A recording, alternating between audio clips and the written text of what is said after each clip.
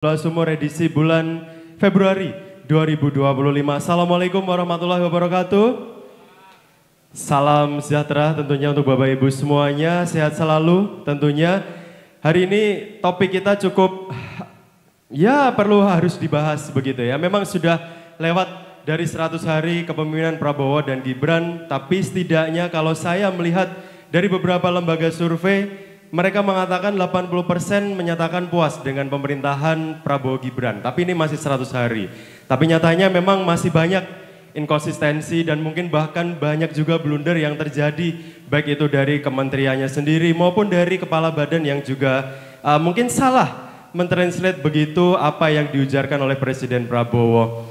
Dari mulai pemangkasan anggaran, dari mulai efisiensi, makan bergizi gratis, dan masih banyak lagi yang lainnya akan kita bahas di sini. Dan apakah perlu reshuffle kabinet di masa pemerintahan 100 hari, kita akan bahas juga nanti di Pojok Blok Sumur edisi hari ini. Siapa yang kira-kira perlu di reshuffle mungkin akan kita kulik balik juga nantinya di edisi Pojok Blok Sumur edisi hari ini. Namun sebelum itu kita akan simak terlebih dahulu mungkin sedikit pengantar dari koordinator liputan Mas Gusti. Monggo sedikit memberikan arahannya.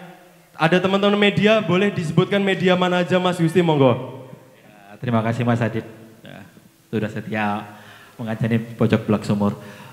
Selamat siang, Assalamualaikum warahmatullahi wabarakatuh. Saya mesen ST Mas. Terima kasih Mas Mada, Mas Yudhistira dan Mas Henry Julian. Hari ini kita mengadakan diskusi Pojok Blok Sumur dengan teman-teman media Portagama, Pak. Sekarang ini udah hampir lumayan ini, karena kadang-kadang kita ambil tema yang menarik, Pak. Untuk yang hari ini khusus 100 hari pemerintahan Prabowo Gibran ya, dari janji ke aksinya.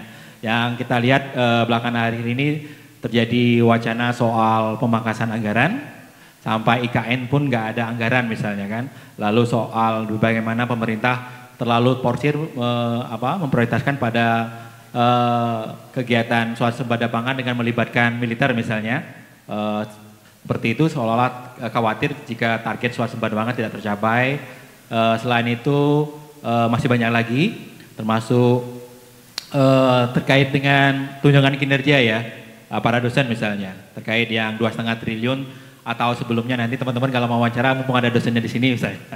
Lalu soal bagaimana DPR sekarang membuat perubahan tatib, mereka bisa mengawasi pimpinan lembaga negara. Dari sini kan terjadi seolah kemunduran demokrasi ya, bagaimana DPR bisa mengkoreksi MK, KPK segala macamnya. Itu dari sisi hukum mungkin kita akan dibahas juga dari misal Mas Julian. Banyak soal lain yang mungkin nanti akan dibahas oleh teman-teman narasumber.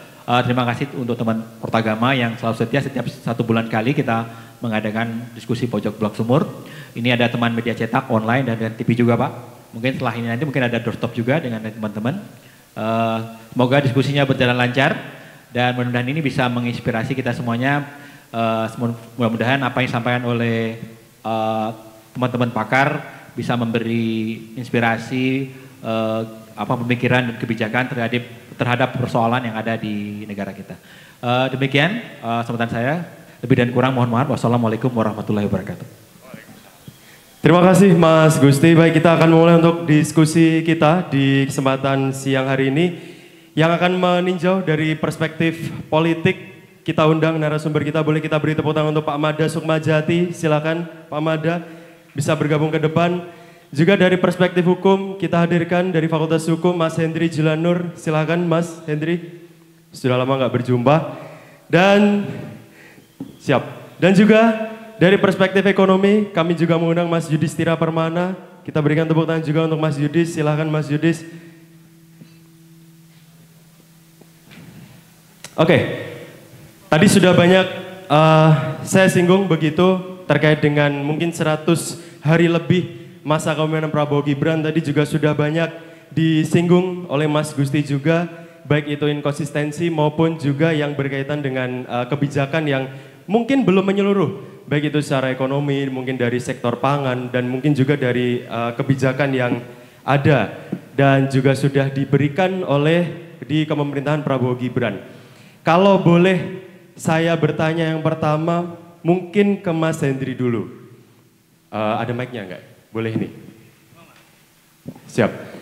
Mas Hendri, kalau mungkin yang baru-baru ini yang mungkin panas juga di awal pemerintahan, ada wacana memaafkan koruptor asal koruptor mengembalikan uang ke pemerintah. Kira-kira kebijakan seperti itu dari sudut pandang hukum seperti apa sih Mas Hendri? Iya, sebelumnya terima kasih. Assalamualaikum warahmatullahi wabarakatuh. Pemaafan koruptor ini sebenarnya sependek ingatan saya barangkali ini pembahasan oleh media ya sebenarnya. Penamaan branding pemaafan koruptor ini digunakan oleh media gitu. Padahal ini perlu, kalau kami dari sisi hukum kami tidak bisa mengatakan sesuatu sebelum itu sesuatu itu pasti secara hukum. Misalnya orang itu dapat kita katakan sebagai koruptor apabila memang dia telah ada putusan yang telah menyatakan bahwa dia bersalah melakukan tindak pidana korupsi gitu. Nah, barangkali kemudian tentang pemaafan koruptor ini perlu diperdalam dan diperjelas sebenarnya. Apakah yang dimaksud itu orang yang telah terbukti korupsi itu lalu dimaafkan dengan mekanisme tertentu yang ditawarkan oleh presiden, yang saya tentu tidak setuju ya, apalagi ada penggunaan diksi diam-diam, itu jelas saya tidak setuju gitu. Ataukah jangan-jangan ini orang yang baru terduga korupsi lalu kemudian ditawarkan untuk diselesaikan di luar pengadilan, tapi tentu dengan mekanisme yang juga telah disediakan. Itu harus diperjelas, Mas. Kalau saya sendiri, kebetulan kami pernah ditugaskan penelitian dengan salah satu lembaga audit yang dimiliki oleh negara. Kami lebih berbicara tentang pengembalian kerugian keuangan negara. Karena barangkali kita sering lupa bahwa kalau berbicara tentang pemberantasan korupsi, yang perlu diingat salah satunya poin pemberantasan korupsi itu bukan semata tentang mempidanakan atau memasukkan orang lain ke penjara. Bukan itu sebenarnya. Tapi perlu diimbangi atau bahkan ini yang menjadi orientasi utama adalah tentang pengembalian kerugian keuangan negara gitu. Saya tidak menggunakan istilah kerugian negara karena kalau dalam konteks Undang-Undang Tipikor jelas sekali istilah yang digunakan itu adalah kerugian keuangan negara. Jadi kalau kemudian itu hendak dilakukan, itu ide yang bagus dengan tentu banyak catatan dan hal yang harus dipersiapkan. Tapi kalau melihat peranata yang ada sekarang, aparat yang ada sekarang, saya mohon maaf bahkan keyakinan saya di bawah 20% kalau itu akan berhasil bahkan gitu. Monggo saya kembalikan Mas. Oke, tapi bicara soal aparat begitu, mungkin kita bahas DPR-nya. DPR sekarang mungkin banyak kabinet di dalamnya yang ya pendukung semua mungkin isinya. Kira-kira check and balance-nya akan melemahkah nantinya atau akan berjalan seperti biasa, seperti sebelum-sebelumnya? Ya, dari sekian banyak teori hukum, barangkali saya akan meminjam pendapatnya Donald Black. Donald Black itu dia penulis judul bukunya The Behavior of Law. Salah satu poin tulisan Donald Black itu ingin mengatakan bahwa kadangkala kedekatan itu meniadakan hukum. Kedekatan seseorang tuh meniadakan hukum atau setidak-tidaknya akan membuat hukum itu tidak berjalan secara seimbang, semestinya. Makanya ada asas yang mendasar namanya equality before the law, persamaan di depan hukum. Nah, berkaitan dengan keadaan politik yang demikian, nanti barangkali Pak Made lebih bisa menjelaskan dari sisi politik. Tapi dari sisi hukum yang terlihat sekarang itu kan instead terlihat kepada checks and balances, saya melihatnya lebih kepada pendekatannya kayaknya lebih kepada kayak partner gitu ya. Jadi apa yang dimau oleh salah satu nanti yang salah satu akan sedapat mungkin membantu. Contoh yang paling sederhana dari sisi ekonomi nanti bisa dilihat barangkali betapa semua anggaran itu dipotong kecuali anggaran kepolisian, militer dan DPR kalau saya tidak salah ya. Tolong koreksi saya kalau saya salah gitu. Itu satu. Atau yang kedua deh yang paling mungkin bahasa Jawanya saru mungkin gitu ya. Ada anggota DPR tapi bisa layaknya spokesperson bagi pemerintah. Misal ada menteri yang salah lalu dikatakan itu bukan kesalahan kebijakan presiden melainkan kesalahan menteri. Padahal tahu persis konstitusi mengatakan menteri itu pembantu presiden. Jadi tidak mungkin sebenarnya secara konsep menteri bertindak tanpa presiden sebenarnya, Betul. atau ada restu presiden, meskipun ini kan asumsi secara akademis semata. Oke, thank you Mas Hendri. Saya mungkin move ke Pak Mada. Pak Mada, mungkin kita kenal Asta Cita dari tahun 2023 ketika pasangan ini sudah mulai muncul ke permukaan, Asta Cita itu selalu digalakkan begitu. Tapi sebetulnya setelah Prabowo Gibran 100 hari setelah dilantik, menurut Pak Mada konsistensi mereka dengan janji-janji dan aksi nyata sampai sekarang ini, menurut Pak Mada penilaiannya seperti apa? Oke. Asta Cita itu menurut saya terlalu abstrak ya. Tapi di visi misi programnya Pak Prabowo Gibran itu ada 8 program hasil terbaik cepat. Ya, jadi ini adalah 8 program yang menurut saya seharusnya bisa menjadi fokus 100 hari, 6 bulan nanti atau bahkan maksimal setahun ke depan. Nah, kita cek aja satu-satu termasuk capaiannya. Yang pertama, memberi makan siang dan susu gratis di sekolah dan pesantren serta bantuan gizi untuk anak balita dan ibu hamil. Ya, sejauh ini memang sudah ada, sudah mulai dilakukan itu. Ya. MBG itu. Cuman kan ya namanya pertama ya, hasilnya masih cenderung acak adul gitu. Nah, tapi menurut saya desain makan bergizi gratis ini menurut saya nggak jelas. Jadi ada baiknya kalau ini sebenarnya bisa menjadi, karena ini apa tadi ya istilahnya itu 8 program hasil terbaik cepat, ini harusnya bisa lebih diperjelas desainnya. Sudah dilakukan tapi nggak semua, nggak serentak dan seterusnya dan lain sebagainya. Dan kalaupun sudah dilakukan, evaluasinya apa kita juga nggak tahu. Dan mau dilakukan kapan lagi, di mana kita juga nggak tahu. Yang kedua, menyelenggarakan pemeriksaan kesehatan gratis, menurunkan kasus TBC dalam 5 tahun dan bangun RS lengkap berkualitas di kabupaten. Belum kelihatan menurut saya ini. Praktis belum kelihatan, apalagi kalau kita bicara belum dilantiknya kepala daerah. Ya, jadi peran kepala daerah atau pemerintah daerah menjadi sangat penting juga untuk mengakselerasi ya 8 program ini. Yang ketiga, mencetak dan meningkatkan produktivitas lahan pertanian dengan lumbung pangan desa, daerah dan nasional. Sudah berjalan ini, bahkan sudah ribuan traktor, eskavator dikirim ke Papua.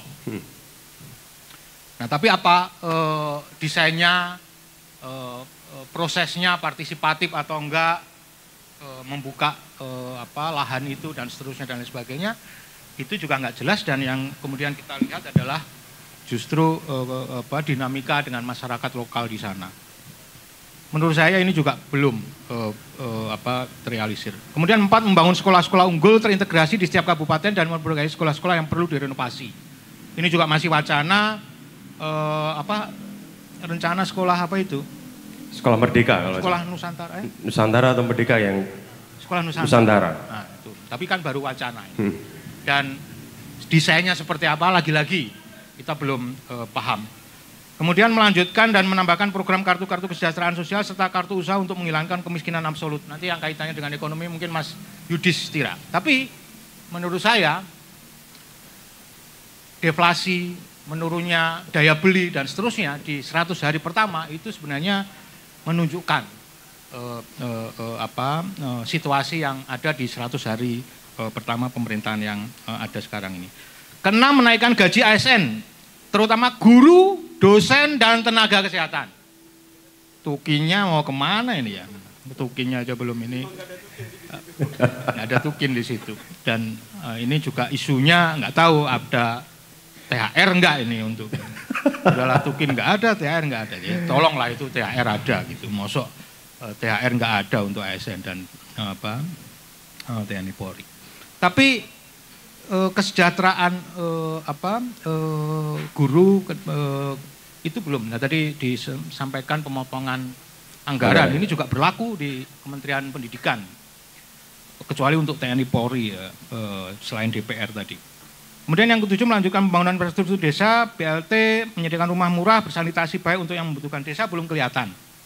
Rumah baru rencana 3 juta rumah ya, kalau nggak salah gratis itu. Tapi masih rencananya sangat awal sekali. Tidak ada bedanya dengan ketika kampanye kemarin ya. Padahal ini sudah 100 hari, harusnya 100 hari itu sudah ada desain di masing-masing program hasil terbaik cepat ini. Terakhir mendirikan Badan Penerimaan Negara dan meningkatkan rasio penerimaan negara terhadap PDB. Mas Yudhistira nanti mungkin bisa mengeksplorasi, terutama terkait dengan target pertumbuhan ekonomi 8%. Dan ini harus kelihatan ini di 100 hari pertama praktis 8% itu masih sangat terasa ambisius. Ya, jadi malah ngasih pajak ini itu gitu kan, karena negara sudah PPN 12% dan seterusnya. Tapi itu tadi 8 program cepat. Dan ada pasal tadi, dan ini kita kumpulin ya pasal-pasalnya ya. Dan tadi ada hasil survei approval rating 80%. Nah lantas dengan indikator tadi, tapi kok masyarakat merasa puas. Nah ini pertanyaannya bagaimana ini? Siapa yang disurvei juga gitu? Apa yang menjelaskan ini? Nah, ada banyak tentu saja. Pertama surveinya Litbang Kompas Litbang ya, Kompas. Itu kan 4 Januari ya? Iya. 4 sampai 10 Januari. 10 Januari. Itu tidak lama setelah Presiden menganulir kenaikan PPN. Yang notabene adalah dibuat oleh pemerintah sendiri gitu. Betul. Jadi ya saya kira itu juga punya pengaruh terhadap karena memang mungkin dari sisi ekonomi itu tekanannya sudah berat gitu. Tapi kemudian ya gimana ya, ini programnya sendiri di cancel tapi dianggap capaian gitu. Ya gitu kan, jadi aneh. Yang terakhir adalah 3 kilo gas melon, tabung gas melon. Itu juga dianulir kebijakannya untuk pengecer itu. Bukan kebijakan Presiden. Nah jadi saya tidak tahu bagaimana mendudukkan, tapi ada 2 realitas yang menurut saya senjang dan kita harus cari penjelasannya. Mengapa situasinya tadi, apalagi kalau kita fokus ke 8 program cepat tadi, tapi 80% itu bahkan yang tertinggi sepanjang sejarah reformasi ini. Jokowi aja nggak sampai segitu. Nah ini mungkin nanti bisa menjadi bahan diskusi kita bersama.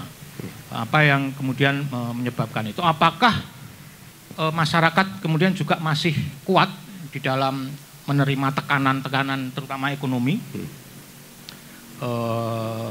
Apakah masyarakat kemudian tadi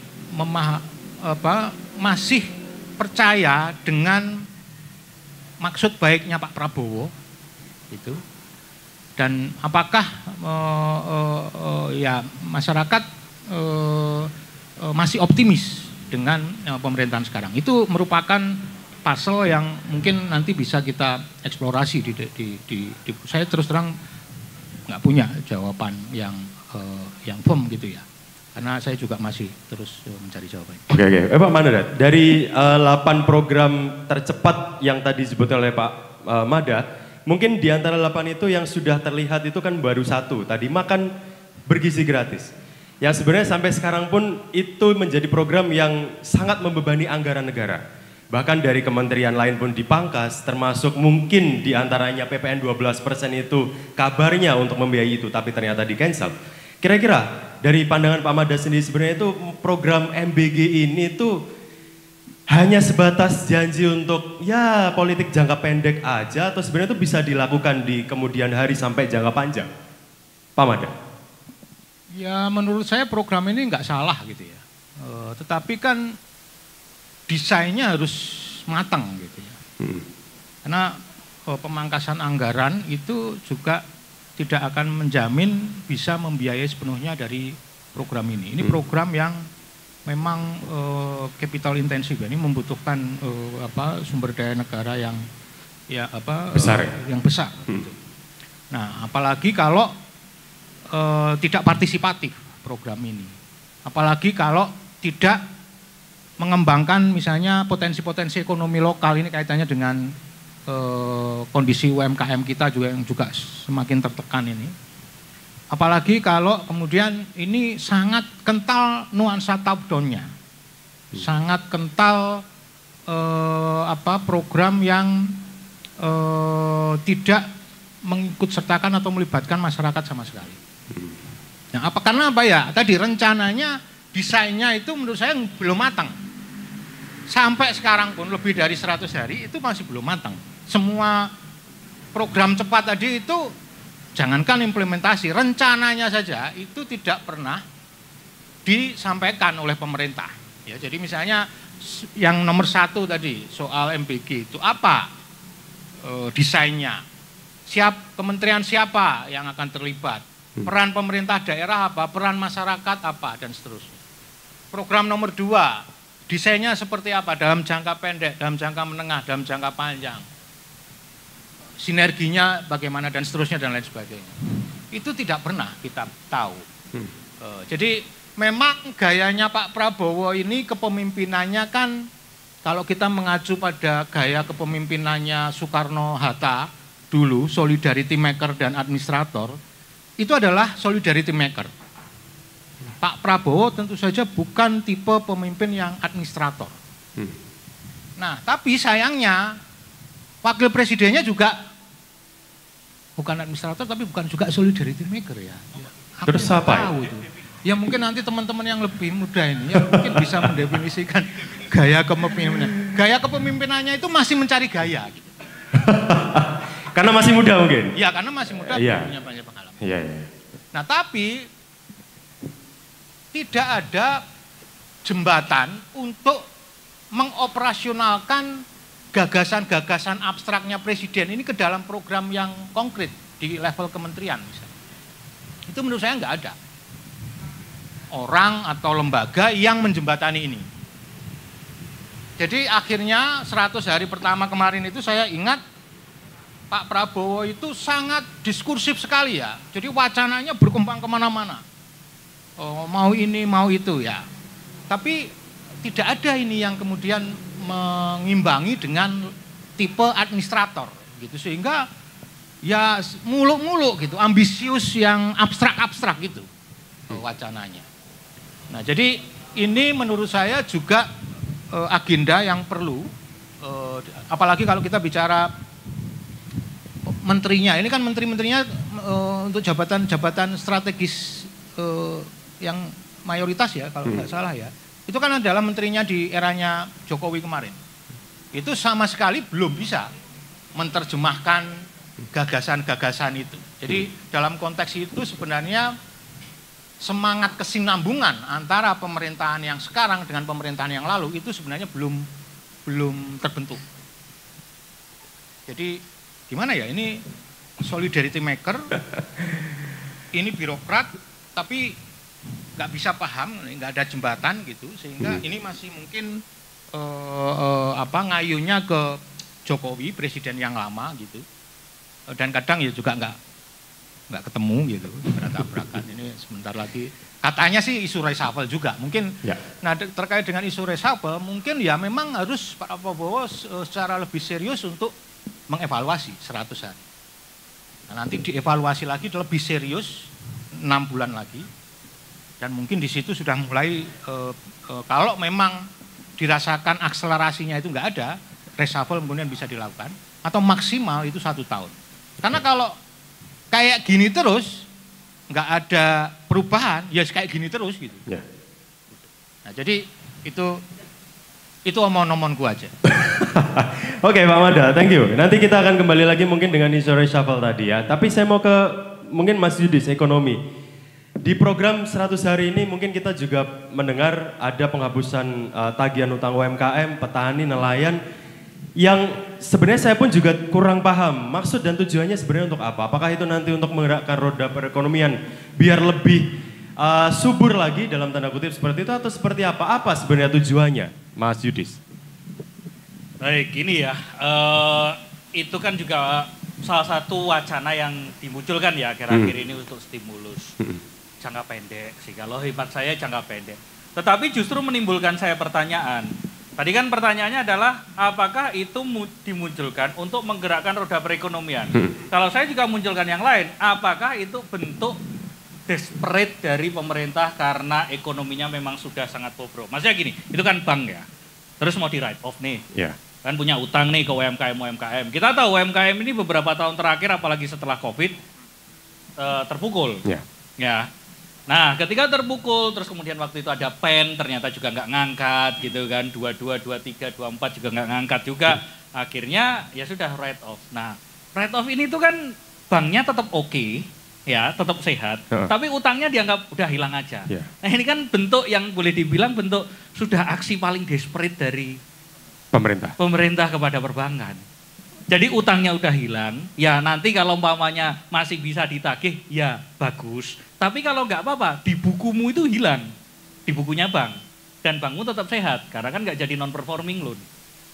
Nah ini jangan... Sahamnya BRI, Loh lah ya kan, nah itu kan di pasar sekunder ya, pasar saham. Kan ngelihatnya pasti seperti itu. Nah ini kan cuma hapus-hapusan doang ini. Banknya nggak sehat tetepan gitu loh. Secara pembukuan administrasi sehat, ya kan? Terus kemudian narasi yang dimunculkan, wah ini untuk membantu UMKM, untuk meningkatkan dan sebagainya. Tapi ini kan sebagai sesuatu yang ya udah nggak tertolong lagi gitu. Kalau saya sebagai ekonom bacanya seperti itu. Tidak kemudian, wah ini bisa meningkatkan lagi, semoga UMKM bisa bertumbuh, bisa apa. Hati-hati nih. Nah UMKM kan nggak punya uang, nggak punya profit untuk mengembalikan. Berarti kan anggaplah ini minim lah, close to zero. Dia mau usaha lagi, modal lagi. Dari mana modalnya? Minjem bank lagi. Banknya kan udah dihapuskan tadi utangnya. Mau diperes lagi banknya juga. Ini bukan dalam rangka membela bank ya. Tapi sama-sama ini, baik UMKM maupun bank ini cuma jadi main lempar sana, lempar sini, lempar sana, lempar sini. Pemerintah mau mengeluarkan kur dan sebagainya. Sekarang masih tersandera dengan program-program janji-janji kampanye. Pemerintah pusat ini memang tidak punya duit sekarang. Sedang rogoh-rogoh kantong aja sekarang. Ya, dengan berbagai cara begitu. Termasuk pemangkasan anggaran menurut Anda? Nah, pemangkasan anggaran juga gini. Ini kalau pemangkasan anggaran ini hemat saya adalah kulminasi, ya, titik kulminasi bom waktu yang akhirnya meledosnya tahun ini. Ya, dari mana? Kita lihat pembiaran tata kelola, mulai dari subsidi, energi, pupuk, BPJS dan sebagainya, itu kan barang yang besar-besar kan. Itu kan tidak kemudian dikelola dengan baik lagi. Ya, yang termasuk gas juga. Kita tahu bahwa ya nanti kita diskusi di kalau gas. Itu kan juga sebuah bentuk pelanggaran yang bertahun-tahun. Pertamini juga seperti itu. Yang itu menghabis-habiskan uang negara saja gitu ya. BPJS rugi ditambal. Tata kelolanya diperbaiki, wallahualam gitu. Nah akhirnya kemudian menjadi sekarang. Ini sudah hal yang terprediksi utamanya pada saat COVID tahun 2021. Wah ini sudah sebelumnya sudah seperti itu pembangunan infrastruktur masif, tapi arah kemudian untuk bisa mendapatkan return baik sosial maupun ekonominya tidak terlaksana dengan baik, kehantam COVID, kehantam krisis energi Ukraina-Rusia karena perang Ukraina-Rusia, dan kemudian luberan-luberan geopolitik yang lain. Dan sekarang kan juga diprediksi lembaga-lembaga dunia, IMF, World Bank, even Deloitte ya itu mengatakan bahwa 2025 ini sebetulnya stagnasi. Dibilang turun enggak, tapi stagnasi aja. Cuma uncertainty-nya gede. Di mana? Yaitu karena geopolitik. Nah, ada urusan perang dikit ya, kayak kita tahu Cina begitu bikin 10 dash line. Nah itu kan memicu gitu ya. Termasuk mereka sekarang bergabung dan membuat satu asosiasi BRICS namanya. Nah, BRICS kan juga udah lama juga kan, tetapi kemudian sekarang kita masuk join ke situ. Nah hal itu Trump terus kemudian yang menang dan sebagainya itu ya. Mungkin ini nanti balik lagi ke politik. Itu kan hal-hal yang akan bisa menyebabkan perdagangannya lemes gitu kan ya. Kirim energi, gas, minyak dan sebagainya karena pertentangan itu bisa terjadi, kontrak nggak jadi dan sebagainya. Ya, dan itu yang menjadi resiko di tahun ini. Kalau itu bisa dihindari, ya ekonomi diprediksi stagnasi saja, so-so saja. Nah maka terus kemudian kalau ngomongin 8%, ya enggak apa-apa gitu aja kan, namanya angan-angan kan boleh toh. Saya tuh dulu angan-angannya IP 4 summa cum laude, nggak jadi ya kan tetap lulus juga gitu. Itu kalau saya, monggo. Oke siap, terima kasih. Saya mau ke Mas Hendri dulu. Mas Hendri, kabinetnya bongsor nih, Bahkan lebih banyak dari tahun kemarin yang sebelumnya 34 menteri, sekarang lebih dari 34. Tidak efektif, bisa dikatakan seperti itu. Ada kemungkinan blunder lagi masih bisa terjadi. Para menterinya mungkin gagal mentranslate apa yang jadi kemauan Prabowo. Kalaupun ada reshuffle, kira-kira menteri apa yang perlu mungkin diganti atau mungkin harusnya tidak usah ada menteri itu, it's okay.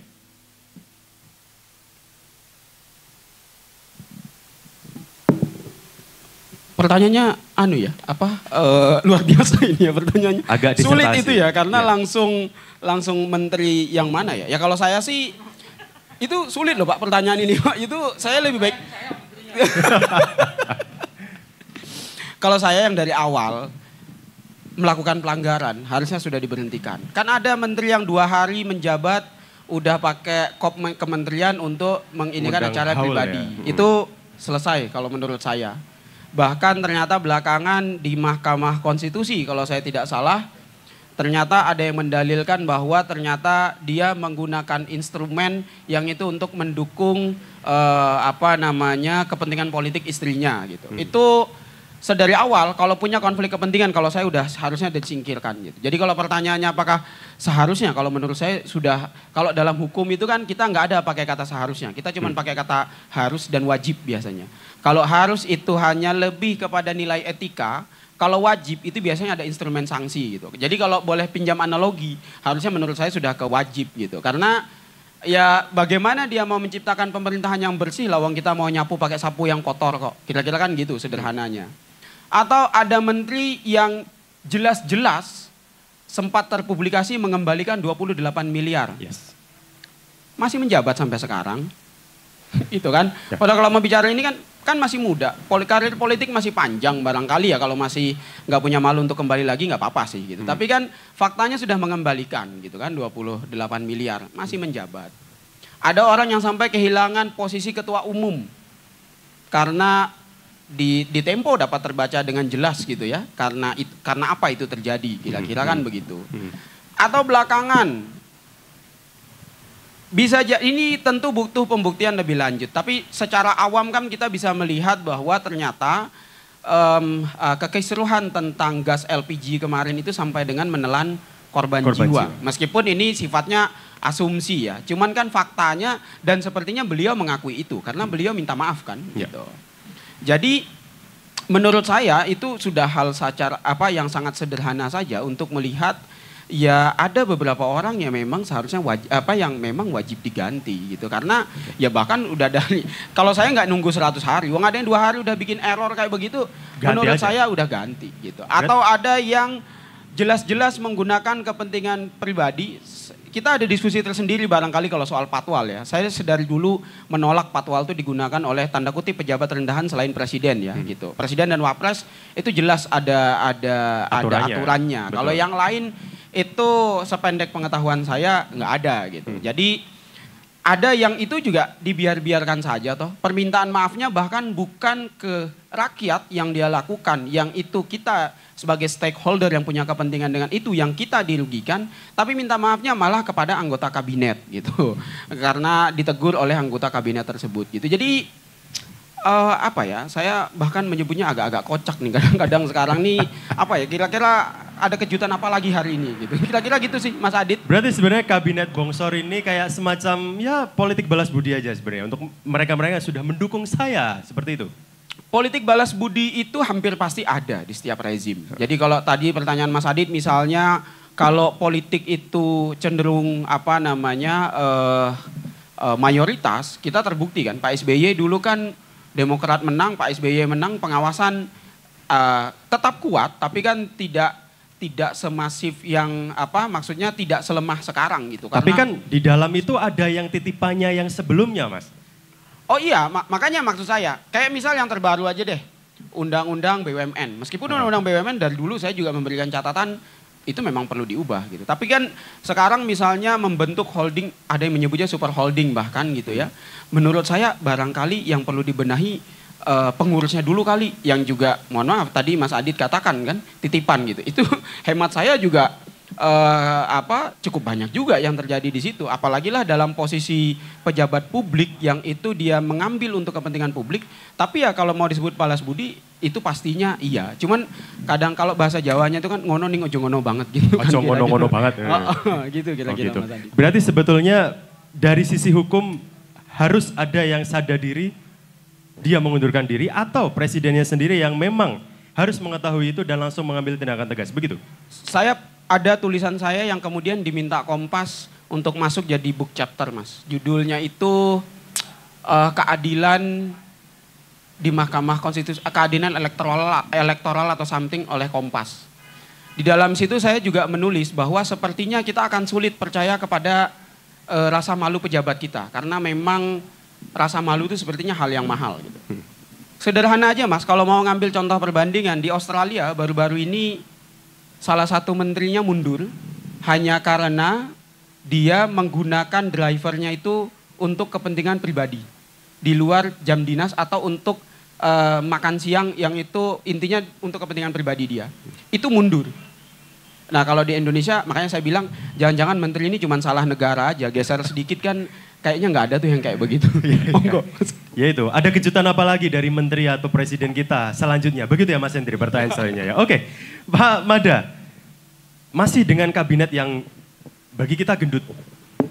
Ya kita pakai istilah gendut lah, kalau bongsor mungkin terlalu baik begitu, kita gendut mungkin. Lebih efisien atau malah inefisien, Pak Mada? Ya ini kan sudah sejak awal kita sampaikan ya, ketika dulu menjelang pembentukan kabinet. Pilihannya mau kabinet yang ramping, agile, akseleratif gitu, untuk terutama ngejar tadi 8 apa tadi itu? Program tepat cepat. Iya tadi. Atau ini akomodasi dulu kekuatan-kekuatan politik sehingga kemudian selain balas budi tapi juga kemudian mengamankan dukungan politik gitu ya. Yang itu harga yang harus dibayar adalah ya tadi lambat, banyak hal yang tidak get things done gitu ya. Nggak ada yang aku nggak pakai istilah satset sih. Nanti kalau pakai istilah satset punya yang lain itu nanti ya. Tapi ya get things done lah, apa yang langsung kemudian running gitu programnya gitu. Nah ini pasti cepat atau lambat itu pasti akan ada kebutuhan itu dari Pak Prabowo karena memang ada keinginan untuk 8 tadi cepat tadi, tapi kondisi politiknya kan harus akomodatif sebanyak mungkin diakomodir. Itu ada berapa wakil menteri sekarang ini, ada berapa menteri yang ya saya nggak ngelihat itu ya, semakin banyak ini kemudian semakin gerak cepat gitu ya dan mengeroyok 8 program cepat itu tadi, enggak. Ini nggak tahu ini semua diem-dieman semua kita nggak tahu. Nah ini 100 hari pertama sudah membuktikan itu. Dan ada tadi sinyalemen reshuffle yang katanya Pak Presiden itu ada konon menteri yang yang tidak pro rakyat gitu-gitu ya, tidak taat kebijakannya dan seterusnya dan lain sebagainya. Nah, tapi ya akan seberapa cepat gitu. Karena tadi ini sudah 100 tahun, kok 100 tahun. 100 hari nanti abadi kita kalau 100 tahun. Tapi ya masih gini-gini aja gitu. Apakah ini akan terjadi 6 bulan lagi? Apakah situasi kayak gini akan terjadi 1 tahun lagi? Tapi ya seberapa kuat kita gitu ya. Saya nggak tahu ya, tapi medsos saya itu, Instagram itu ada banyak kriminalitas ya sekarang ini ya. Saya nggak tahu, itu sudah sering terjadi memang, tapi atau itu karena tekanan ekonomi sekarang gitu ya. Kok kayaknya kriminalitas semakin berkembang, masyarakat yang sumbu pendek semakin banyak. Dan seterusnya dan lain sebagainya. Ini kan hal-hal indikator-indikator yang kemudian perlu juga dipertimbangkan ya untuk melihat sejauh mana tadi kompromi itu kemudian akan terus dipertahankan. Karena kalau terus-terusan itu juga nggak bagus sendiri untuk presiden. Gitu. Ini sudah minimal 2 kebijakan yang dianulir sendiri itu. Soal tadi gas melon sama PPN. Ya, itu menurut saya menunjukkan ya ini nggak terdesain dengan baik gitu, membuat kebijakan publik gitu. Kok bisa gitu ya, sebuah kebijakan dianulir dalam jangka waktu yang tidak lama. Ini kan jadi bingung ini. Tapi kan mungkin dari situ Pak Prabowo justru bisa mendapatkan simpati publik ya, bahwa Pak Prabowo bisa paham dengan situasinya orang kecil dan seterusnya. Nah, jadi gitu Mas. Soal reshuffle itu nanti kita akan lihat apakah reshuffle itu berarti hanya ganti menterinya, wakil menterinya, atau justru ada perampingan, ada upaya untuk segera tadi perform tadi untuk mengejar target-target yang sudah dikampanyekan ketika Pilpres kemarin gitu. Oke. Terima kasih Pak Mada. Nanti kita berikan kesempatan untuk teman-teman media bisa bertanya setelah ini nanti ya. Sebentar Pak Fuska, saya mau tanya ke Mas Yudis dulu sebelum nanti akan saya lemparkan ke media. Sabar Mbak Fuska, tenang aja. Ini teman-teman media sudah nggak sabar. Tapi Mas Yudis, kemarin kan kita dapat berita juga nih katanya kan anggaran untuk IKN itu di stop. Saya nggak tahu peruntukannya untuk apa, tapi yang jelas di stop. Belum ada lagi untuk pembangunan IKN. Tapi sebetulnya dari sektor pembangunan sendiri, dari sisi ekonomi apakah tetap perlu disupport untuk tahun ini dan mungkin sampai ke 3 tahun mendatang, Mas Yudis? Oke, saya mau mulai gini dulu ya, 100 hari ini kan juga topiknya 100 hari.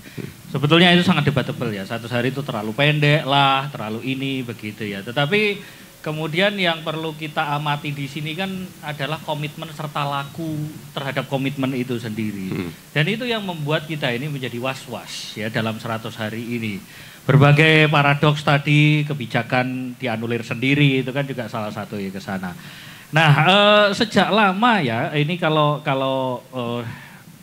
kita mengamati dan juga saya pribadi ini ada 4 hal di tahun ini yang akan sangat-sangat membebani negara, tidak hanya dari segi anggaran, tetapi juga dari berbagai hal ya, dampaknya terhadap masyarakat paling utama, yaitu adalah 1 IKN. IKN ini kayaknya Prabowo juga love-hate relationship nih. Ya enggak. Iya karena itu yang juga membantu memenangkan beliau, enggak duit enti gitu. Nah terus yang kedua adalah Kementerian Gemuk. Paham, saya yakin Prabowo itu juga paham gitu ya, bahwa Indonesia ini sedang tidak punya duit untuk memodali itu semua. Tapi kan ya gimana lagi, kita tidak bisa melepaskan bahwa politik itu juga temennya juga perlu diangkat. Balas budi, ya, gitu. Ya. Balas budi, politik balas budi itu. Yang ketiga ini adalah proyek-proyek ya, proyek-proyek yang jadi karena di dalam negeri ini sudah nggak kuat gitu, maka cari dari luar. Nah cari dari luar, sorry ini waduh anginnya banter banget ya. Nah ini dari luar itu, ini makanya sekarang kemudian kita sering mendengar itu transisi energi hijau dan sebagainya, karena yang sedang ngetren itu. Nah makanya proyek-proyek waktu kemarin-kemarin kan juga masuk tuh ke sana. Nah cuma permasalahannya adalah strategis enggak. Karena ya layaknya bisnis pada umumnya secara garis besar, enggak mungkin. Investor datang ke sini, kamu punya apa? Cuma punya lahan. Nah, investor, ya enggak dong, pasti ada inisiasinya. Nah itu bisa saja nih teman-teman wartawan telisik lagi tuh mana proyek-proyek mercusuar atau inisiasi proyek itu yang mangkrak. Keempat, ya tidak lain tidak bukan adalah makan siang gratis. Saya juga yakin Prabowo ini jadi program opon untuk konteks saat ini loh ya. Saya nggak mengatakan makan siang gratis itu nggak berguna loh ya, jangan terpelintir loh nanti. Nah, tapi untuk konteks saat ini program B, tapi gimana lagi itu yang memenangkan dia juga. Love-hate relationship juga. Nah, jadi pada akhirnya sekarang itu kantong kanan ada isinya enggak, kantong kiri ada isinya enggak, belakang dan sebagainya. Dan hati-hati bahwa kita jangan terkesilap dengan komoditas yang sesaat semata kayak melon rame-rame, BPN rame-rame, enggak. Ini adalah berbagai agenda akan dijalankan untuk nyari kantong mana yang ada recehannya. Mulai dari tengah tahun kemarin itu adalah BBM. Jika Bapak Ibu sekalian ingat, BBM bersubsidi maupun berkompensasi ya, solar maupun pertalite. Mau naik enggak, kuotanya berapa atau apa dan sebagainya, geseh-geseh, ada duitnya enggak, entah nemu entah enggak. Terus kemudian PPN kemarin dan seterusnya. Nah ini ada lagi nih, karena saya merevisi kemarin tuh gas juga kedaden sekarang. Nanti TDL atau listrik, korek-korek itu nanti, dan juga BPJS. Jadi siapkan saja gitu, nanti mungkin juga abonemen PAM mungkin juga ya. Kalau udah sampai situ kayaknya udah puarah banget itu kayaknya. Kalau sampai abonemen PAM ya, karena sedikit sekali yang menggunakan PAM. Oke, monggo. Oke, prediksi ekonom mungkin bisa ditelisik, besok bisa lebih digali lagi. Silakan teman-teman media yang mau bertanya tadi Mbak Fuska, boleh? Mau ditujukan ke siapa? Saya bingung mau ditujukan ke siapa. Tapi nanti mungkin lebih ke hukum dan ekonomi saja. Hukum, ekonomi, politik juga sih. Jadi Pak Mada dan Bapak-bapak, Pak Yudis, Pak Hendra, ini sejak awal ya pemerintahan Prabowo Gibran ini kan penuh drama. Dari pendaftaran sampai sekarang. 100 hari ini juga full drama yang diciptakan. Dan yang ingin saya tanyakan ini Pak, mungkin Pak Mada juga dari sisi hukum Pak Hendrik HA. Ini apakah kasus gas melon kemarin itu memang sengaja diciptakan? Move-nya memang dilakukan oleh sosok menteri itu yang kemudian dianulir lagi oleh menteri tersebut karena ada something wrong. Ada sesuatu yang kalau menurut kita namanya pengalihan isu Pak. Pengalihan isu pada pagar laut. Karena nggak usah kita perdebatkan lagi bahwa pagar laut itu terlalu banyak yang terlibat. Baik dari kepentingan kapital maupun kepentingan politik maupun kepentingan kantongnya anak-anaknya yang lalu. Jadi saya kira minta pendapatnya benar apa salah bahwa gas melon yang sengkarut-marutnya gas melon kemarin itu sengaja disetting karena begitu cepatnya kebijakan yang dibuat langsung dianulir dan menjadi tidak ada apa-apa lagi. Nah, itulah. Padahal kalau saya kan wartawan ya, jadi merekam perjalanan permelonan. Jadi persoalan gas langka itu enggak cuma sekali ini Pak, tapi terus dan selalu ada setiap mau lebaran, setiap mau musim liburan dan sebagainya. Gas kosong, masyarakat mengantri, tapi itu biasa saja kok, enggak ada yang sangat heboh kayak sekarang. Nah, saya memprediksi, saya memikirkan bahwa ini sebetulnya hanya pengalihan isu. Buktinya toh sekarang hilang. Ini saya nggak tahu nanti dari sisi politik, hukum atau ekonomi yang menanggapinya. Makasih. Ya paling Pak Mada dulu deh.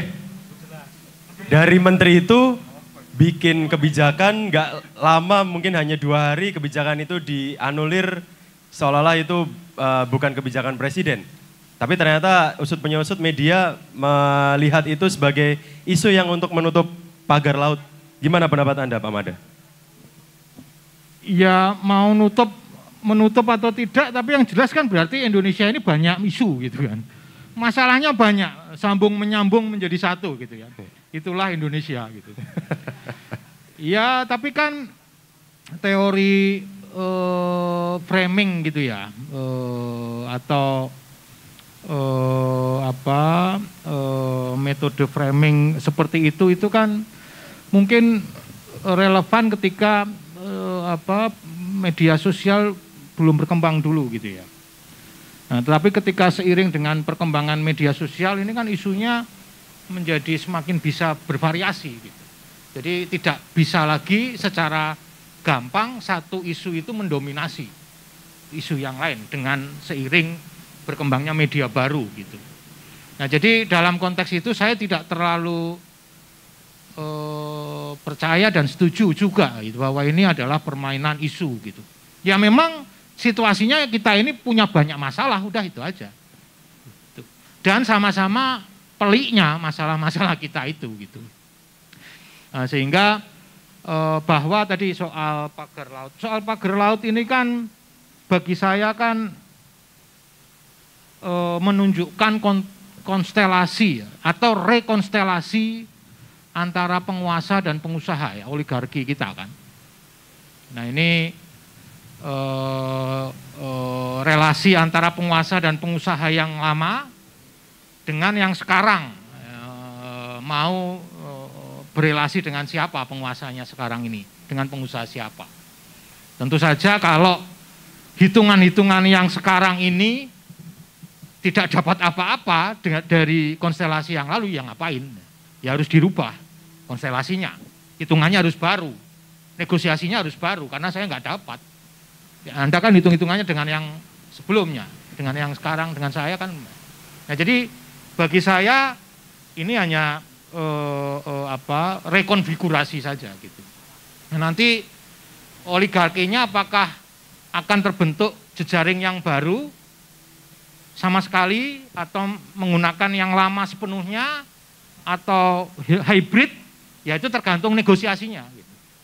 Kalau ketemu ya sudah, sebagian mungkin ada yang masa lalu masih jadi bagian dari oligarkinya sekarang gitu. Ada yang tentu saja baru pasti, karena gerbong yang dibawa juga ada yang baru, tidak semua gerbong lama itu kemudian bisa dan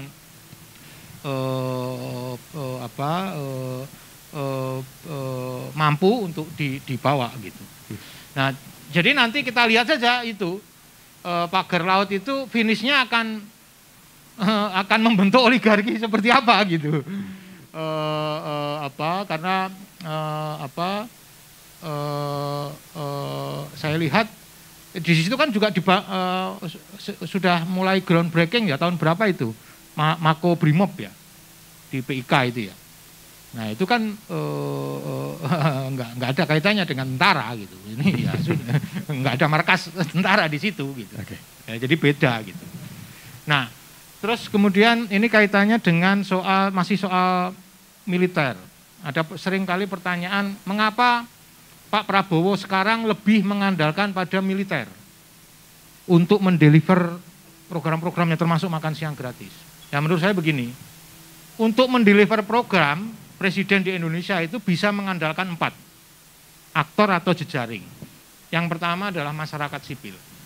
Yang kedua, jejaring partai politik. Kemudian yang ketiga, birokrasi sipil. Dan yang keempat, birokrasi militer, TNI dan Polri. Masyarakat sipil Pak Prabowo nggak punya jejaring itu. Partai politik Pak Prabowo hanya punya Gerindra. Pak Prabowo tidak bisa menguasai sepenuhnya Golkar, PDI, Perjuangan, Demokrat. Birokrasi Pak Prabowo sepenuhnya tidak bisa menguasai birokrasi. Saya nggak tahu nanti kalau kemudian sudah dilantik kepala daerahnya ya, apakah kemudian di situ konsolidasi birokrasi daerah di bawah pemerintah pusat itu bisa segera dilakukan atau sama aja nggak bisa. Dengan polisi nggak bisa, nggak punya. Ya praktis hanya dengan tentara. Gitu. Ya. Jadi ya masuk akal kalau kemudian Pak Prabowo yang hanya mengandalkan tentara untuk mendeliver program-program yang cepat itu tadi. Ya, karena siapa lagi yang kemudian bisa efektif efisien mendeliver program gitu. Ya. Nah, gitu. Jadi meskipun itu tentu saja punya dampaknya, punya konsekuensinya, dui fungsi isu, dui fungsi ABRI kemudian bisa berkembang lagi dan seterusnya. Tapi dari sisi Pak Prabowo kepentingannya adalah mendeliver program seefektif seefisien mungkin. Dan itu yang dia punya jejaringnya adalah militer. Oke, terima kasih. Ada lagi teman-teman media yang mau ditanyakan? Monggo, depan, tengah, belakang, ada? Oh, boleh Pak. Sebentar.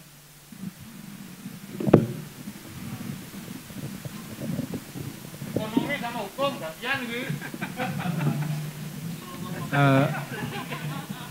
Selamat siang, terima kasih. Saya Yuda. Saya mau tanya hasilnya Pak Mada aja, yang ekonomi aja ya Pak Mada. Sejak Pak Prabowo bicara soal bahwa pertumbuhan ekonomi kita akan 8%. Itu apakah masuk akal atau tidak omongan seperti itu? Karena gini, kalau kita melihat ekonomi Indonesia yang tidak bisa berdiri sendiri, karena masih ada mau tidak mau terpengaruh oleh ekonomi global, mau tidak mau terpengaruh di situ. Sementara di Eropa saja bertumbuh sampai hari ini 5,3%. Nah, angka 5,5% itu mungkin juga terlalu pas-pasan lah, average di situ, mentok di situ. Menurut pikiran saya yang hampir setiap hari saya baca CNBC juga ya.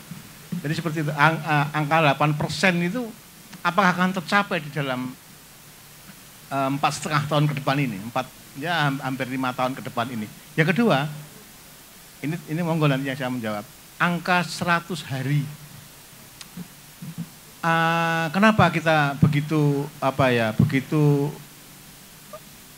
membuat ukuran 100 hari dalam pemerintahan? Kalau 100 hari orang mati ya dia sudah naik ke surga, misalnya seperti itu kan. Nah, angka 100 hari pemerintahan, evaluasi itu saya dengar baru pertama kali dari pilpres sebelumnya, 8 pilpres ini, itu baru tahun 2004 kemenangan SBY. Ada kelompok kalah yang kemudian diskusi di Frederiksburg dipimpin oleh capresnya sendiri yang kalah, langsung mengungkapkan angka 100 hari. Nah, ini apakah sentimen negatif dari kelompok kalah? Harus dievaluasi di situ. Apakah ini sudah menjadi sudah menjadi kredo kita? Pokoknya apa-apa 100 hari. Nah, sejak itu aja. Nah, dari 8 presiden ini kita nggak usah berbicara soal Bung Karno, Soeharto, Gus Dur atau Megawati. Kita mulai dari SBY saja. Itu dari SBY, Jokowi, dan sekarang Prabowo. Ini siapa yang paling tepat dan mempunyai rapor baik dalam melewati 100 hari ini? Terima kasih. Saya dulu ya Mas Mada ya. Siap, Pak Yudi silahkan. Ini kalau yang kedua lebih cocok ke Mas Mada ini. Dan hukum, ya. 100 hari ya. Loh, regulasinya kan emang nggak ada ya 100 hari ya, nggak ada. Oke, saya ke ekonomi dulu 8%. Gini, ya kita tahu itu ya nanti ya, kita nggak akan pernah tahu lah dalam 4,5 tahun itu terlalu dini kalau kita mengatakan sekarang. Tapi saya tadi mengatakan komitmen serta laku gitu loh, yang membuat kita ini menjadi optimis, yakin atau sebaliknya. Nah, laku-laku yang kita lakukan selama ini kan tidak begitu dan akhirnya kemudian tercermin juga kepada pertumbuhan ekonomi itu sendiri. Kan 5% mentok. Malah tahun lalu 2024 sampai dengan tahun ini trennya jadi makin buruk karena apa? Deflasi. Deflasi berturut-turut kan, seret gitu. Terus kemudian sempat naik, wah ada optimisme. Saya bingung ini optimisme apa? Orang optimisme bansos waktu pilkada kok naiknya. Ya. Itu enggak ya, nanti akan balik settingan awal lagi kalau tidak ada komitmen dan laku yang jelas. Nah, ini kan terlihat ya, maksudnya tadi saya mengatakan ada 4 program itu diseriusi atau enggak. Terus orang bilang mungkin strategis ini, langkah strategisnya Prabowo. Saya juga bingung strategisnya di mana. IKN yang menaikkan beliau jadi presiden gitu kan segitu saja. Terus kemudian makan bergizi gratis, mulai angka 25.000, 15.000, 10.000 dan seterusnya. Ini kan sesuatu hal yang sebetulnya Anda tahu tidak strategis, Anda tetap lakukan per hari ini loh ya, sekali lagi bukan tidak baik. Termasuk juga gas melon hari ini yang akhirnya kemudian jadi bisa jadi tanya pengalihan isu atau sebagainya. Maksud saya begini, benar tadi juga ini salah satu kasus nyambung juga ya. Gas itu langka itu relatif sering, bener kan ya? Memang tidak masif di Indonesia, daerah ini, daerah ini, daerah ini. Jadi seringnya itu begitu. Nah, dan di sisi lain kita tahu bahwa pengecer itu juga banyak yang tidak legal. Dalam distribusi tertutup, barang seperti ini namanya LPG tertentu, itu distribusinya tertutup, baik penyalurannya maupun penerimanya, gitu loh. Nah ini harus tercatat semua. Hanya saja situasinya sekarang mungkin tidak elok kalau digas salah, tidak boleh stop, bubar. Kan bisa dengan operasi senyap kalau kita mau beneran tata kelola dengan baik. Maksudnya begini, saya tahu nih ilegal. Ayo kita bareng-bareng ke sana, kasih surat nih umpamanya. Disurati, oke kamu sementara boleh, tapi dalam 3 bulan, 4 bulan, 6 bulan kamu harus legal. Kan gitu bisa. Pembiaran kayak gini-gini ini. Lakunya Pertamini juga sama. Nyon sewu ini bagi yang pengusaha Pertamini dan sebagainya. Hanya saja kita harus mulai mafhum nih. Bahwa pembiaran seperti ini hanya akan menyakiti kita di besok hari. Hanya akan menyebabkan 8% itu banyak orang bilang sudah mendahului yang kuasa lah. Menyebabkan kita menjadi weruh sedurunge winarah. Cenayang semua masyarakat Indonesia nanti. Itu nggak baik gitu loh ya. Nah terus kemudian tambah lagi laku lagi. Kita bicara sedikit teknis di perencanaan pembangunan. Tadi soalnya nanya juga perencanaan pembangunannya gimana gitu ya. Kita punya dokumen yang namanya rencana pembangunan jangka panjang. Udah diketok, udah diundang-undangkan. Dan kemudian mengatakan di dalam itu ada periodisasi, periode 1, 2, 5, 2, 9 ini adalah landasan untuk transformasi. Artinya kita meletakkan landasan dulu supaya bertransformasi menjadi Indonesia emas. Oke? Artinya bisa jadi ini kita berdarah-darah nih 5 tahun pertama nih. Tetapi RPJM-nya yang kemudian sedang mau disusun, mungkin di sini Mas Ida juga dengar bagaimana perjalanannya, itu seakan-akan langsung ngegasi semua. Loh, mana landasan transformasinya? Oke, balik lagi. Tahu ya teman-teman di kemarin program unggulan, program penunjang prioritas penunjang kesehatan dan pendidikan jadi penunjang. Padahal itu tuh landasan yang paling mendasar untuk membangun sebuah bangsa. Jenengan semua mungkin pernah ke negara ini apa gitu ya. Itu dulu yang dibangun. Dan studi-studi mengatakan demikian. Itu adalah landasan untuk mendukung modal manusia baik dulu. Pertanyaan saya, serius gak nih? Oke, ketahanan pangan, ketahanan energi. Itu nanti jadi akibat ketika kita membangun modal. Modalnya apa? Manusia. Kita memang punya sumber daya alam, dianugerahi gitu. Tapi kalau modal manusianya seperti gini-gini aja, ya. Terus kemudian elit politiknya masih berbicara politik kekuasaan saja, saling mengunci kanan kiri. Ya udahlah. 8% itu sudah langsung Belgedes lah pokoknya. Padahal kita nggak tahu, itu kayak mendahului yang kuasa toh. Loh, nah lagi makanya memang manusia berencana Tuhan yang menentukan. Ngerti-ngerti tahun 278% ya boleh Tuhan bilang gitu loh. Tapi kita sebagai manusia kan lihatnya komitmen dan lakunya tadi. Gak jalan nih komitmen laku, terus gimana ini? Nah itu saya takutnya juga di satu sisi alih-alih kita modal manusianya jadi lebih baik, kita semua jadi cenayang, kita semua jadi sosokan seperti Tuhan, memprediksi gitu. Oke, terima kasih. Kenapa harus 100 hari Mas Hendri? Kalau Pak Madam mungkin akan sama pendapatnya jenengan mungkin. Capek juga mungkin Pak Madam. Iya. Ayo Mas Hendri. Ya kalau dibaca sejarahnya sih itu kan dimulai 1933 ya kalau saya nggak salah, Franklin Roosevelt kalau nggak salah yang memulai. Tapi kalau saya melihat sih biasanya itu hype orang periode pertama itu biasanya itu. Jadi dipamerkan karena dia punya kepentingan elektabilitas untuk next periode kan. Kalau saya membaca awam secara politik sih kira-kira begitu kepentingannya. Tapi meskipun ya makanya saya katakan tadi kocak karena kadang-kadang ya itu apa yang dilakukan itu bisa out of the box gitu yang kadang yang nggak sesuai teori tadi itu. Misalnya ya itu yang tadi dikatakan oleh Mas Yudis gitu ya. Dengan jelas pendidikan dan kesehatan itu penunjang, tapi itu malah penunjang prioritas harusnya malah ditempatkan sebagai penunjang gitu. Kira-kira kalau hukumnya sangat sederhana itu soalnya bingung kalau secara politik Pak Mada yang lebih ahli itu. Mau jawab nggak Pak Mada? Ya singkat aja ya, tapi okay. 100 hari itu semacam tradisi yang sudah mapan ya. Tadi sudah disampaikan di negara-negara yang demokrasinya sudah mapan ya. Untuk melihat sebenarnya langkah pertama dari pemimpin nasional di negara itu apa.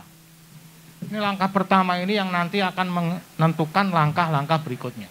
Ini langkah pertama yang akan menentukan perjalanan panjang selama 4 tahun dia berkuasa atau 5 tahun dia berkuasa. Itu akan kelihatan di langkah pertamanya.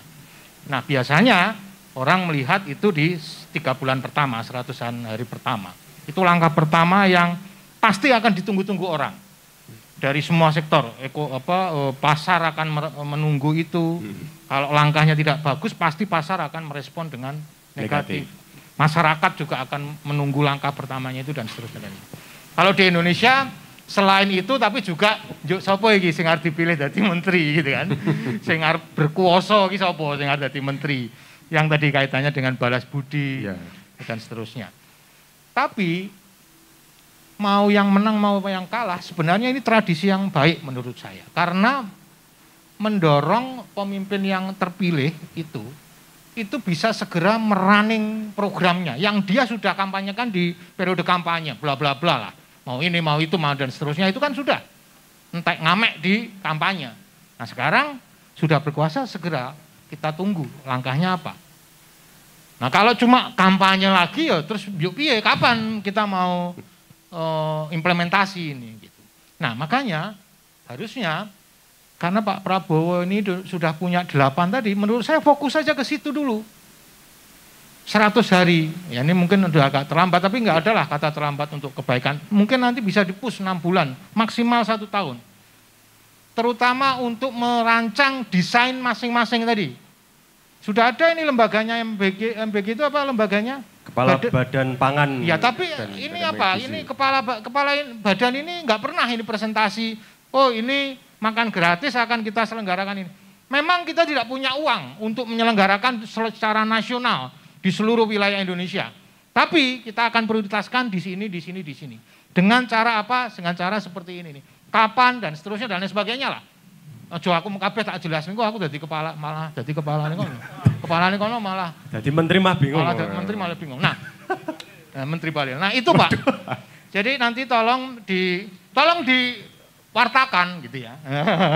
Wartawan-wartawan ini itu harusnya ke sana. Nah, memang udahlah, enggak apa-apa, tapi fokus saja ke 8 program cepat tadi. Desainnya dulu minimal dalam beberapa minggu ke depan ini.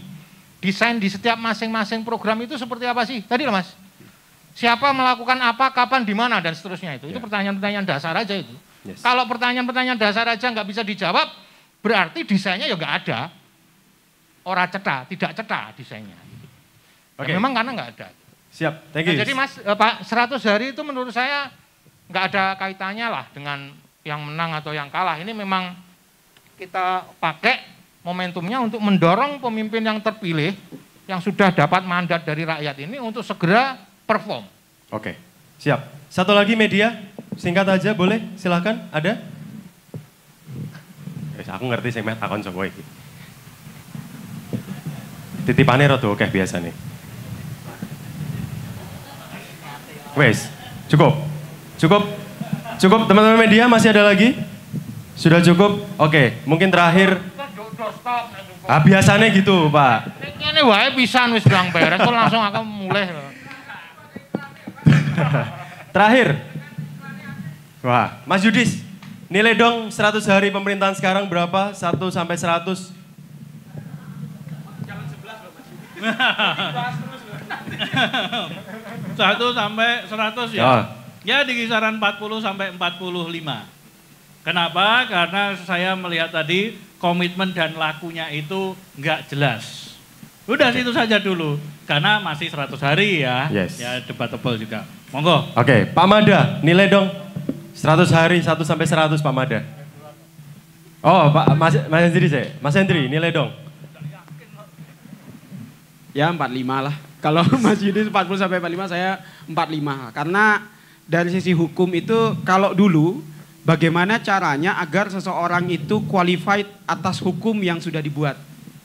Kalau sekarang itu bagaimana caranya hukum itu bisa qualified terhadap orang yang hendak mengisi. Nah, kira-kira itu kalau contoh sederhana dari sisi hukum administrasi pemerintahan. Oke, siap Mas Hendri.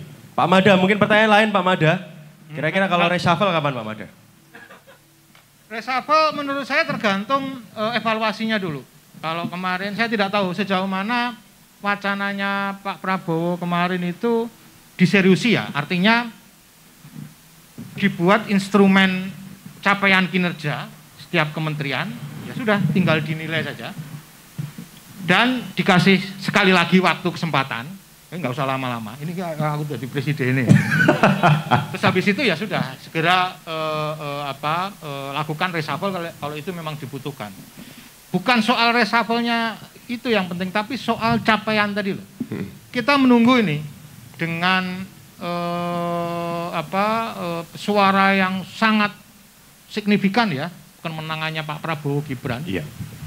Dengan dukungan yang sangat luar biasa dari presiden sebelumnya, tapi kok mengene tok ngono lho.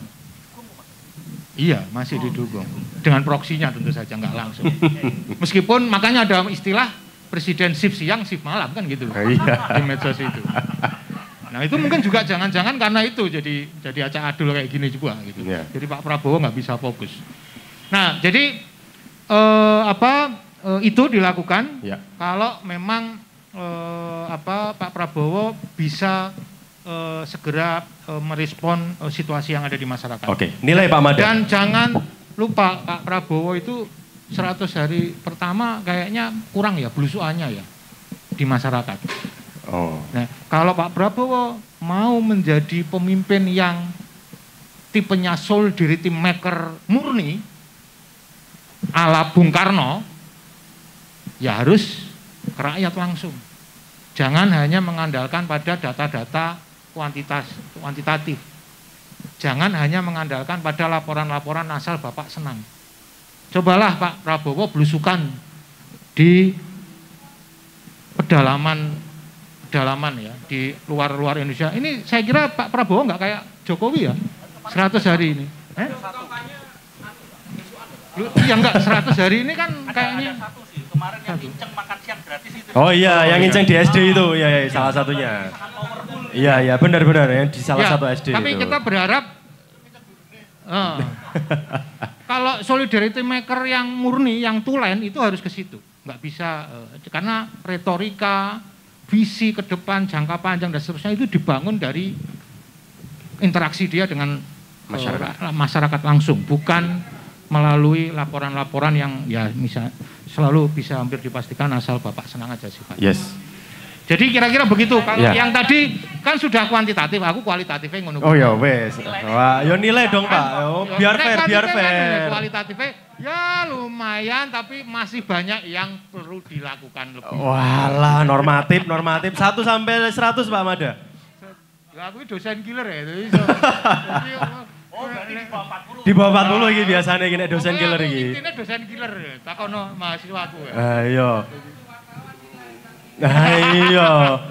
Tapi saya tetap tidak akan mengabaikan soal 80% approval rating tadi. Karena bagi saya itu modal berharga dari pemerintahan yang sekarang. Sayang sekali kalau itu kemudian tidak ditindaklanjuti. Kira-kira begitu aja. Siap. Terima kasih Pak Mada, Mas Hendri, Mas Yudis. Tepuk tangan dong untuk ketiganya. Luar biasa. Dan ini sebenarnya kita masih akan lanjut, tapi karena mereka bertiga juga ada agenda lainnya, tapi kita harus cukupkan sekian. Terima kasih sekali untuk teman-teman narasumber dan juga teman-teman media. Siap-siap setelah ini mungkin akan di doorstop oleh teman-teman media. Namun sebelum itu, mohon izin untuk bisa menerima cindera mata sebentar.